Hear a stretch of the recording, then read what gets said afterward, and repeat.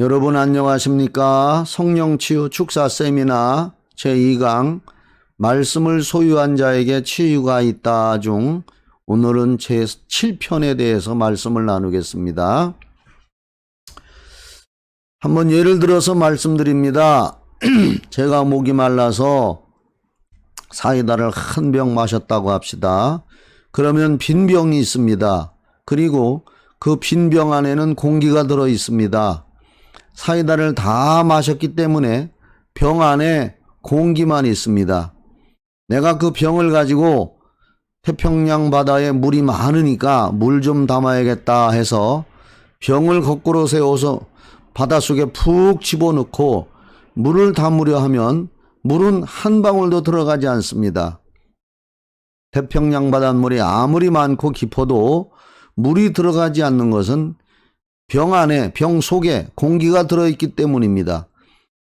공기가 나간 만큼 비례해서 물이 들어가게 됩니다. 우리 속에 인간의 잡다한 생각과 체질 같은 것들이 있으면 하나님의 말씀이 도무지 들어갈 자리가 없습니다. 이것을 자꾸 회개하고 복종시켜 내보낼 때 우리 속에 능력이 있는 것입니다. 약속의 말씀이 들어오는 것만큼 능력이 들어오는 것입니다. 사도행전 14장 8절부터 10절에 바울이 루스드라 지방에 가서 복음을 증거했습니다. 예수님이 십자가에 달려 피 흘려 우리 죄를 다 사하시고 사흘 만에 부활하시고 그분은 승천하셔서 성령을 보내주셨고 다시 심판주로 오실 것이다. 뭐 그런 복음을 전했겠지요. 그리고 그 예수를 믿어야 영생을 얻고 치유를 받을 수가 있다. 아마 그런 복음을 증거했을 것입니다. 그런데 그때 날 때부터 안진뱅이였던 사람이 바울이 증거하는 말씀을 아멘, 아멘 하고 그 하나님의 말씀을 잘 받아들였습니다. 마치 그냥 맛있는 떡을 받아 먹듯이 아멘, 아멘 하는 소리에 그 사람의 마음속에 치유의 환경이 이루어지고 있는 것입니다. 안진뱅이에게는 믿음이 생겼습니다. 그리고 바울이 설교하면서 그를 주목하여 보니까 구원받을 만한 믿음이 그에게 있는 것을 보고 네 발로 바로 일어서라 했을 때 그가 치유가 되어서 벌떡 일어났다고 성경은 기록하고 있습니다. 바울 사도께서 하나님의 말씀을 증거할 때 이 날 때부터 안진뱅이 된 사람의 마음속에 치유의 환경이 조성되고 믿음이 생겼던 것입니다. 바로 이와 같이 우리들도 교회에 올 때마다 사모하는 마음으로 교회에 와야 합니다. 오늘은 하나님이 어떤 말씀을 주실까 하는 생각을 가지고 와야 합니다.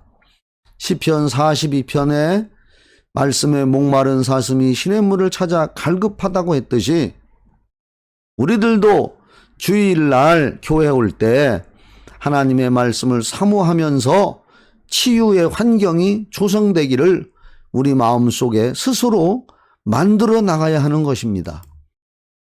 사도행전 14장 8절로 10절의 말씀을 제가 한번 읽어보겠습니다. 루스드라에 발을 쓰지 못하는 한 사람이 있어 앉았는데 나면서 안진뱅이 되어 걸어본 적이 없는 자라. 바울의 말하는 것을 듣거늘 바울이 주목하여 구원받을 만한 믿음이 그에게 있는 것을 보고 큰 소리로 가로되 네 발로 바로 일어서라 하니 그 사람이 뛰어 걷는지라 했습니다.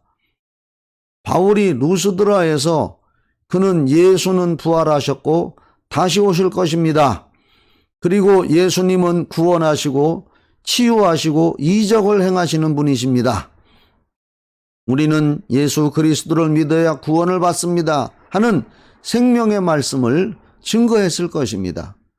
바울이 이 말씀을 증거할 때 바로 그를 자세히 보니까 구원받을 만한 믿음이 그 사람의 마음에 바로 생겼던 것입니다. 즉 치유의 신유의 환경이 그에게 지금 막 일어나고 있는 것을 보고 바울 사도께서 내 발로 일어서라 하고 말한 것입니다. 그 안진뱅이 속에서 믿음이 생겼기 때문에 누군가가 똑딱이만 하면 됐던 것입니다. 그래서 바울이 네 발로 일어서라 하고 말했을 때 벌떡 치유가 돼서 일어났던 것입니다. 마태복음 9장 24절로 25절의 말씀에도 보면은 회당장 야이로의 딸이 외동딸이 죽었다고 했습니다. 그래서 회당장이 예수님한테 와서 예수님, 내 딸이 금방 죽었는데 오셔서 손을 얹어 고쳐주십시오 하고 부탁을 했습니다. 예수님께서 따라갔습니다. 예수님께서 그곳에 도착해 가서 보니까 사람들이 시끄럽게 떠들고 그 아이가 죽었다고 통곡하고 울고 있었습니다. 그러나 예수님께서는 그 사람들에게 이 아이가 죽은 것이 아니라 잔다 하고 말씀했습니다. 예수님은 하나님이십니다. 하나님이 잔다고 했으면 자는 것입니다. 그런데 그 예수님의 말씀을 들은 사람들은 제 생각에 킥킥거리고 비웃었을 것입니다. 분명히 죽은 것을 아는데 예수님이 이 아이가 죽은 것이 아니라 잔다 하니까 속으로 아마 죽었는데 잔다, 저 사람이 등신이구먼 하고 말했을 것입니다. 뻔히 죽은 줄 아는데 잔다고 했기 때문에 저 사람이 등신이구먼 하고 자기들끼리 웃었을 것입니다. 그렇게 말씀을 비웃으면 그런 사람의 마음속에서는 치유의 환경이, 믿음의 역사가 일어나지 않습니다. 그래서 예수께서는 비웃는 무리들을 내보내셨습니다.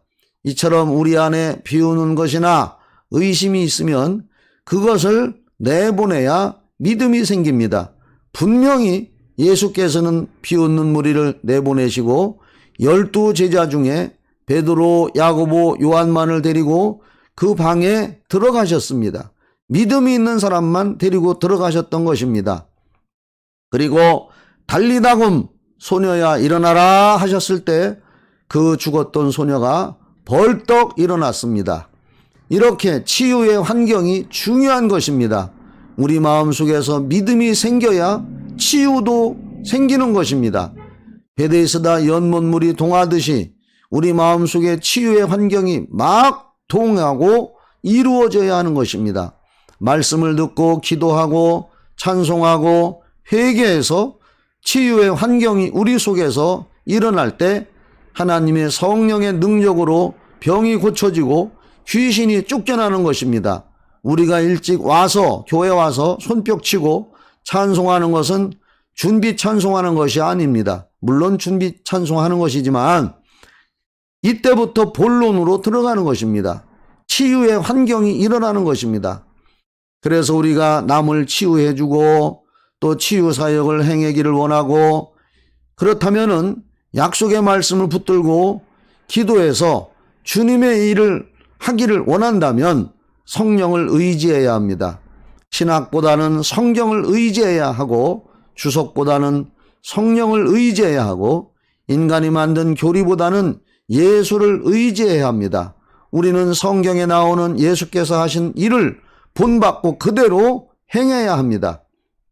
그렇게 하면 지금으로부터 2000년 전에 일어났던 사도행전들의 역사가 우리의 생애 가운데 일어나는 것을 체험할 수가 있습니다.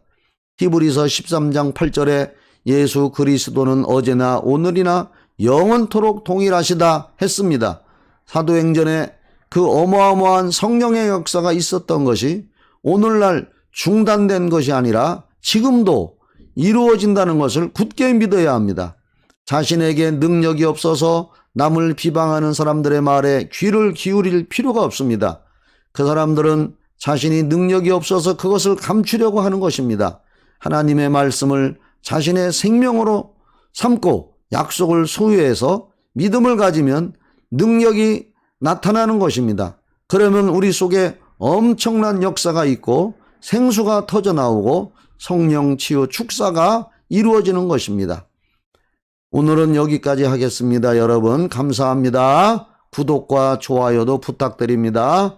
다음 시간에 또 만나 뵙겠습니다. 안녕히 계십시오.